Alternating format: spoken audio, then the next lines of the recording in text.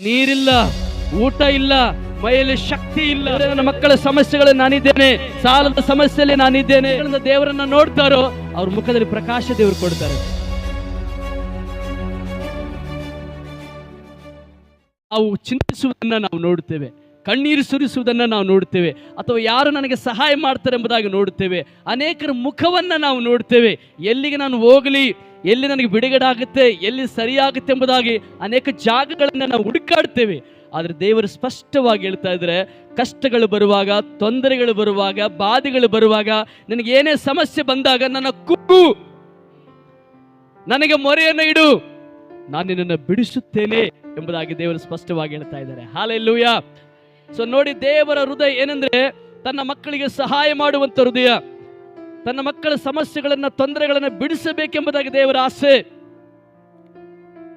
ಒಂದು ತಂದೆ ತಾಯಿ ತನ್ನ ಮಕ್ಕಳಿಗೆ ತೊಂದರೆಗಳು ಬರುವಾಗ, ಸಮಸ್ಯೆಗಳು ಬರುವಾಗ, ತಂದೆ ತಾಯಿಗೆ ಹೇಳುವಾಗ ಅವ್ರಿಗೆ ಹೇಗೆ ಸಹಾಯ ಮಾಡ್ತಾರೋ ಅದೇ ರೀತಿಯಲ್ಲಿ ದೇವರು ಹೇಳ್ತಾರೆ, ನೀವು ನನ್ನ ಕರೆಯುವುದಾದರೆ ನಾನು ನಿಮ್ಮನ್ನು ಏನ್ ಮಾಡ್ತೇನೆ, ಬಿಡಿಸುತ್ತೇನೆ. ನಾವು ನೋಡ್ತೇವೆ, ಇಸ್ರಾಯೇಲ್ ಜನರು ಐಗುಪ್ತ ದೇಶವನ್ನು ದಾಟಿ ಬಂದಾಗ ಅವರು ದೇವರಿಗೆ ಮೊರೆಯನ್ನು ಇಟ್ಟರಂತೆ. 107ನೇ ಕೀರ್ತನೆ 5ನೇ ವಚನ 6ನೇ ವಚನವು, ದೇವರು ಅವರನ್ನು ಬಿಡಿಸಿದ ಮೇಲೆ ಈಗ ಅರಣ್ಯದಲ್ಲಿ ಅವರು ಇದ್ದಾರೆ. ಗಮನಿಸಿ, ಅವರ ಪರಿಸ್ಥಿತಿ ಏನಂದ್ರೆ ಹಸುವೆಯಿಂದ ಇದ್ದಾರೆ, ನೀರಡಿಕೆಯಿಂದ ಇದ್ದಾರೆ, ಬಲ ಇಲ್ಲದವರಾಗಿದ್ದಾರೆ. ಅವರು ಬಹಳ ತಮ್ಮ ಇಕ್ಕಟ್ಟಿನಲ್ಲಿ ಯೆಹೋವನಿಗೆ ಮೊರೆ ಇಡಲು ಆತನು ಅವರನ್ನ ಕಷ್ಟದಿಂದ ಬಿಡಿಸಿದನು. ಹಲ್ಲೆಲೂಯಾ. ಎಂತ ಕಷ್ಟ ಇವರಿಗೆ ಬಂದಿದಂತೆ, ನೀರಿಲ್ಲ, ಊಟ ಇಲ್ಲ, ಮೈಯಲ್ಲಿ ಶಕ್ತಿ ಇಲ್ಲ. ಆ ಸಮಯದಲ್ಲಿ ಆ ಅಡವಿಯಲ್ಲಿ ಅವರಿಗೆ ಸರಿಯಾಗಿ ಗೊತ್ತು, ಯಾರು ನಮಗೆ ಉತ್ತರ ಕೊಡೋರಿಲ್ಲ, ಯಾರು ಈ ಸಮಸ್ಯೆಯಿಂದ ಬಿಡುಗಡೆ ಮಾಡುವರಿಲ್ಲ, ಒಬ್ಬನು ಮಾಡಲಿಕ್ಕೆ ಶಕ್ತಿ ಎಂಬುದಾಗಿ ಹೇಳಿ ಎಲ್ಲರೂ ಕೂಡ ದೇವರಿಗೆ ಹೇಳ್ತಾ ಇದ್ದಾರೆ, ದೇವರೇ ನಮ್ಮ ಹಸಿವೆಯನ್ನು ತೀರಿಸು, ನಮ್ಮ ದಾಹವನ್ನು ನೀಗಿಸು, ದೇವರೇ ನಮ್ಮ ಕಣ್ಣೀರನ್ನು ಒರೆಸು.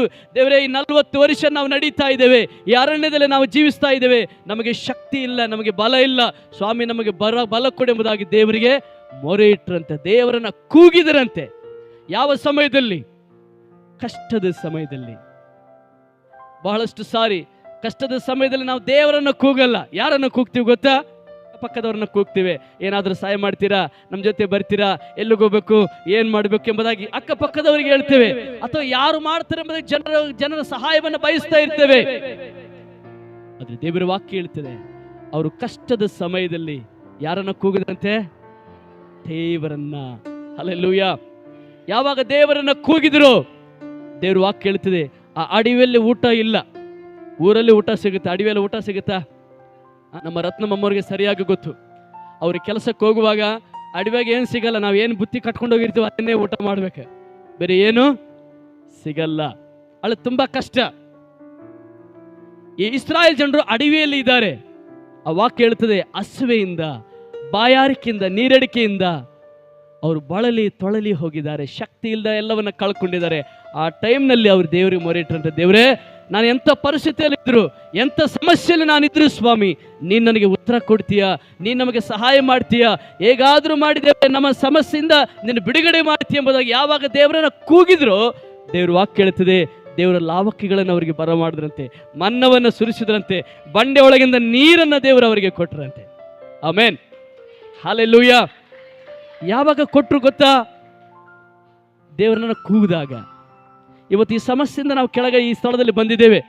ಇವತ್ತೊಂದು ದಿನ ಬಿಡುಗಡೆ ಪ್ರಾರ್ಥನೆ, ಹೋಗಿ ಅಲ್ಲಿ ಹೋದ್ರೆ ನನಗೆ ಬಿಡುಗಡೆ ಆಗುತ್ತೆ ಎಂಬುದಾಗಿ ನೀನು ತಿಳ್ಕೊಂಡು ಬಂದಿದೀಯಾ? ಬಂದು ಬರೀ ಕೂತ್ರೆ ಬಿಡುಗಡೆ ಆಗಲ್ಲ, ನೋಡಿ ಹೋದ್ರೆ ಬಿಡುಗಡೆ ಆಗಲ್ಲ. ಆತನ ಕೂಗಿದಾಗ ನಿನಗೆ ಬಿಡುಗಡೆ ಆಗುವಂತದ್ದಾಗಿದೆ. ಹಲ್ಲೆಲೂಯಾ. ಸ್ವಾಮಿ, ಕಷ್ಟದಲ್ಲಿ ನಾನಿದ್ದೇನೆ, ದೇವರೇ, ನನ್ನ ಮಕ್ಕಳ ಸಮಸ್ಯೆಗಳಲ್ಲಿ ನಾನಿದ್ದೇನೆ, ಸಾಲದ ಸಮಸ್ಯೆಯಲ್ಲಿ ನಾನಿದ್ದೇನೆ, ದೇವರೇ, ಅಂಧಕಾರದ ಶಕ್ತಿಗಳಲ್ಲಿ ನಾನಿದ್ದೇನೆ, ಯಾರೋ ದೇವರೇ ನನಗೆ ಆಗಿ ಬರಲಾರ್ದವ್ರನ್ನ ಮಾಡಿಸಿದ್ದಾರೆ, ದೇವರೇ ಏನು ಮಾಡಬೇಕಂತ ನನಗೆ ಗೊತ್ತಿಲ್ಲ, ಅಯ್ಯೋ ಚಿಂತಲ್ಲಿದ್ದೇನೆ, ಕಣ್ಣೀರಲ್ಲಿದ್ದೇನೆ, ದೇವರೇ ನಾನು ನಿನ್ನನ್ನು ಕೂಗುತ್ತೇನೆ, ಸ್ವಾಮಿ ನೀನು ನನಗೆ ಸಹಾಯ ಮಾಡಿ ಅಂತೇಳಿ ನಿನ್ನ ಬಾಯಿಂದ ನೀನು ಕೂಗುವಾಗ, ನಿನ್ನ ಬಾಯಿಂದ ದೇವರಿಗೆ ಹೇಳುವಾಗ, ಇಸ್ರಾಯೇಲ್ಗೆ ಯಾವ ರೀತಿಯಲ್ಲಿ ದೇವರು ಉತ್ತರ ಕೊಟ್ಟರು ಅದೇ ರೀತಿಯಲ್ಲಿ ದೇವರು ನಿನಗೂ ನನಗೂ ಕೊಡುವನಾಗಿದ್ದಾನೆ. 34ನೇ ಕೀರ್ತನೆ 6ನೇ ವಚನದಲ್ಲಿ ದಾವೀದನು ಕೂಡ ದೇವರನ್ನ ಕೂಗಿದ್ರಂತ ನಾವು ನೋಡುತ್ತೇವೆ. ದೇವರ ಮುಖ ಯಾರ ಮುಖ ನೋಡ್ತಾರ, ಅವ್ರ ಮುಖ ಸಪ್ಪಗಾಗಲ್ಲ. ಇಲ್ಲಿ ಪಕ್ಕದವರಿಗೆ ಸಪ್ಪಗಾಗಲ್ಲ. ಕೆಲವೊಂದ್ಸರಿ ಬೇರೆಯವ್ರ ಮುಖ ನೋಡಿದ್ರೆ ನಿನ್ನ ಮುಖ ಸಪ್ಪಗಾಗ್ಬೋದು. ಅಯ್ಯೋ ನಾನು ಮಾಡ್ತೀನಿ ಅಂತೇಳಿ ಮಾಡಿಲ್ಲ ಅಂದ್ರೆ ಏನಾಗುತ್ತೆ, ನಮಗೆ ನಿರಾಶೆಯಾಗಿ ನಮ್ಮ ಮುಖ ಏನಾಗುತ್ತೆ, ಕಳೆ ಇರೋ ಮುಖ ಎಲ್ಲ ಸಪ್ಪಗಾಗ್ಬಿಡ್ತದಲ್ವಾ. ಅದ್ರ ವಾಕ್ಯ ಹೇಳುತ್ತೆ, ಆತನನ್ನು ದೃಷ್ಟಿಸುವರ ಮುಖ ಲಜ್ಜೆಗೆ ಈಡಾಗುವುದಿಲ್ಲ, ಅದು ಪ್ರಕಾಶವನ್ನ ಹೋಳುತ್ತದೆ. ಕಾರಣ ಯಾರು ಸಮಸ್ಯೆಯಿಂದ, ಯಾರು ಪರಿಸ್ಥಿತಿಗಳಿಂದ ದೇವರನ್ನ ನೋಡ್ತಾರೋ ಅವ್ರ ಮುಖದಲ್ಲಿ ಪ್ರಕಾಶ ದೇವರು ಕೊಡ್ತಾರಂತೆ. ಕಷ್ಟದಲ್ಲಿದ್ದ ಈ ಮನುಷ್ಯನು ಯಾರಿಗೆ ಮೊರೆ ಇಡ್ತಾ ಇದ್ದಾರೆ? ದಾವೀದನು ಸ್ಪಷ್ಟವಾಗಿ ಹೇಳ್ತಾರೆ, ಕಷ್ಟದಲ್ಲಿರುವಂತ ಈ ಮನುಷ್ಯ ನೋಡಿ ತನ್ನನ್ನು ತಾನೇ ಹೇಳ್ಕೊಳ್ತಾ ಇದ್ದಾನೆ. ಈ ಮನುಷ್ಯ ಬೇರೊಬ್ಬರಿಗೆ ಹೇಳ್ತಾ ಇಲ್ಲ. ಕಷ್ಟದಲ್ಲಿರುವಂತ ಈ ಮನುಷ್ಯ ಮೊರೆ ಇಡಲು ಯೆಹೋವನು ಕೇಳಿ ಎಲ್ಲಾ ಬಾಧೆಗಳಿಂದ ಬಿಡಿಸಿದನು. ಒಂದ್ಸಲ ನನ್ನ ಜೊತೆ ಹೇಳಿ, ಎಲ್ಲ ಬಾಧೆಗಳಿಂದ, ಎಲ್ಲ ಸಮಸ್ಯೆಗಳಿಂದ ದೇವನನ್ನು ಬಿಡಿಸುವನಾಗಿದ್ದಾನೆ. ಹಲ್ಲೆಲೂಯ. ದಾವೀದನು ಹೇಳ್ತಾನೆ, ನಾನು ಮೊರೆ ಇಟ್ಟಾಗ ಒಂದಲ್ಲ ಎರಡಲ್ಲ ಎಲ್ಲದನ್ನ ದೇವರು ನನಗೇನು ಮಾಡಿದ್ದಾರೆ? ಬಿಡುಗಡೆ ಮಾಡಿದ್ದಾರೆ. ಆಮೆನ್. ಯಾವಾಗ ದೇವರು ಬಿಡುಗಡೆ ಮಾಡಿದ್ದಾರೆ ಅಂತ ಹೇಳ್ತಾ ಇದ್ದಾನೆ? ನಾನು ಮೊರೆ ಇಟ್ಟಾಗ, ದೇವರನ್ನ ಕೂಗಿದಾಗ, ದೇವ್ರ ಮುಖ ನೋಡಿದಾಗ ದೇವರು ನನಗೆ ಬಿಡುಗಡೆಯನ್ನ ಮಾಡಿದವನಾಗಿದ್ದಾನೆ. ಎಂತ ಸಮಸ್ಯೆ ದಾವೀದನಿಗೆ ಬಂದಿದೆ ಅಂದ್ರೆ, ದಾವೀದನನ್ನ ಹಿಡ್ಕೊಂಡು ಹೋಗ್ತಾ ಇದ್ದಾರೆ. ಎಲ್ಲಿಗೆ? ರಾಜನ ಬಳಿಗೆ.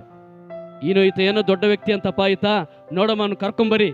ಎಲ್ಲರೂ ಅವನಿಗೆ ಹೊಗಳ್ತಾ ಇದ್ದಾರೆ, ಎಲ್ಲರೂ ಅವನ ಹೆಸರು ಹೇಳ್ತಾರೆ, ಕರ್ಕೊಂಬರ್ರಿ ಅಂತೇಳಿ ರಾಜನ ಹತ್ರ ಕರ್ಕೊಂಡು ಹೋಗ್ತಾನೆ. ಆ ರಾಜ ಏನ್ ಮಾಡುವನಂದ್ರೆ, ಈತನ ಬಂಧಿಸವ, ಈತನ ಹೊರಗಡೆ ಬರಬಾರ್ದು, ಈತನಿಗೆ ಜನರು ಹೊಗಳಬಾರ್ದು, ಈತನ ಒಳ್ಳೆಯವನಂತ ಹೇಳ್ಬಾರ್ದು ಅಂತೇಳಿ ಹೇಳಿ ಆತನ ಹಿಡಿದು ಹಾಕುವ. ಆ ಸಮಯದಲ್ಲಿ ದಾವೀದನು ಈ ಮಾತನ್ನು ಹೇಳ್ತಾನೆ.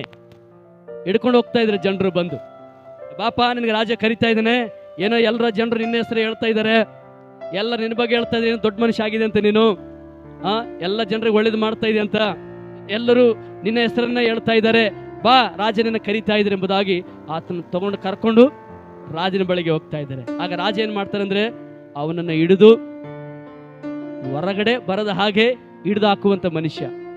ಸಣ್ಣ ಕಷ್ಟನಾ ದೊಡ್ಡ ಕಷ್ಟನಾ? ನೋಡಿ, ಹೊರಗಡೆ ಇರೋ ಮನುಷ್ಯ ಹಂಗಿರ್ತಾನೆ, ಜೈಲಲ್ಲಿರೋ ಮನುಷ್ಯ ಹಂಗಿರ್ತಾನೆ. ಜೈಲಲ್ಲಿರುವಂತ ಮನುಷ್ಯ ಸ್ವಾತಂತ್ರ್ಯ ಇರಲ್ಲ, ಹೊರಗಡೆ ಇರುವವನಿಗೆ ಸ್ವಾತಂತ್ರ್ಯ ಇರ್ತದೆ. ಸೊ ಇವನನ್ನು ಹಿಡಿದು ಬಂಧಿಸಲಿಕ್ಕೆ ರಾಜ ನೋಡ್ತಾ ಇದ್ದಾನೆ. ತಪ್ಪು ಕೆಲಸ ಮಾಡಲಿಲ್ಲ, ಏನ್ ಮಾಡಿದ್ರೆ ಗೊತ್ತ? ಎಲ್ಲೆಲ್ಲಿ ಕೆಲಸಕ್ಕೆ ಹೋಗ್ತಾ ಇದ್ದಾನೆ ಅಲ್ಲೆಲ್ಲ ದೇವ್ರ ಜಯ ಕೊಡ್ತಾ ಇದ್ದಾರೆ, ಎಲ್ಲೆಲ್ಲಿ ಯುದ್ಧಕ್ಕೆ ಹೋಗ್ತಾನೆ ಅಲ್ಲೇ ದೇವ್ರ ಜಯ ಕೊಡ್ತಾ ಇದ್ದಾರೆ. ದೇವರ ಆತನ ಜೊತೆ ಇರೋದ್ರಿಂದ ಎಲ್ಲ ಸರಿ ಆಗ್ತಾ ಇದ್ರಿಂದ ಜನರು ಸಹಿಸ್ಕೊಳಕ್ ಆಗ್ತಾ ಇಲ್ಲ. ಆತನ ಎಲ್ಲ ಮಾಡತ್ತನಪ್ಪ, ಎಲ್ಲೋದ್ರ ಬೇ ಸರಿ ಅಲ್ಲತ್ತ, ಅವ್ನು ಹಿಂಗೆ ಬಿಟ್ರೆ ನಮ್ಮ ಮೀರಿ ದಾಟಿ ಹೋಗ್ತಾನೆ ಅಂತೇಳಿ ಆ ಕಂಪ್ಲೀಟ್ ರಾಜ ಕರ್ಕೊಂಬರ ಯಾರಂತ. ಅವಾಗ ಕರ್ಕೊಂಡು ಹೋಗುವಾಗ ದೇವ್ರಿಗೆ ಪ್ರಾರ್ಥನೆ, ದೇವ್ರೇ ನನ್ನ ಕಣ್ಣುಗಳು ನಿನ್ನನ್ನೇ ನೋಡ್ತೀನಿ, ಈ ಸಮಸ್ಯೆಯಿಂದ ದೇವ್ರು ನನ್ನ ಬಿಡುಗಡೆ ಮಾಡು, ಈ ಪರಿಸ್ಥಿತಿ ನನ್ನ ಬಿಡುಗಡೆ ಮಾಡು ಎಂಬುದು ಆವಾಗ ಪ್ರಾರ್ಥನೆ ಮಾಡಿದಾಗ ಅದನ್ನ ಸ್ವಾಮಿ ಬಿಡುಗಡೆ ಮಾಡಿದ ಮೇಲೆ ಈ ಕೀರ್ತನೆಯನ್ನು ಆತನು ಬರೀತಾನೆ. ಕಷ್ಟದಲ್ಲಿದ್ದ ಈ ಮನುಷ್ಯ, ತೊಂದರೆಯಲ್ಲಿದ್ದ ಈ ಮನುಷ್ಯನು ದೇವರಿಗೆ ಮೊರೆ ಇಡುವಾಗ ಬಿಡಿಸಿದನು ಎಂಬುದಾಗಿ ದೇವರು ಸ್ಪಷ್ಟವಾಗಿ ಹೇಳ್ತಾ ಇದ್ರಲ್ಲ, ಕಷ್ಟ ಕಾಲದಲ್ಲಿ ನೀವು ನನಗೆ ಮೊರೆ ಇಡುವುದಾದ್ರೆ ನಾನು ಬಿಡಿಸುತ್ತೇನೆ, ಆಗ ನೀವು ನನ್ನನ್ನು ಕೊಂಡಾಡುವಿರೆಂಬುದಾಗಿ. ಹಾಗಾದ್ರೆ ಹೇಗೆ ಅವರು ಮೊರೆ ಇಟ್ಟರು? ಹೇಗೆ ನಾವು ದೇವರಿಗೆ ಮೊರೆ ಇಡಬೇಕಾಗಿದೆ?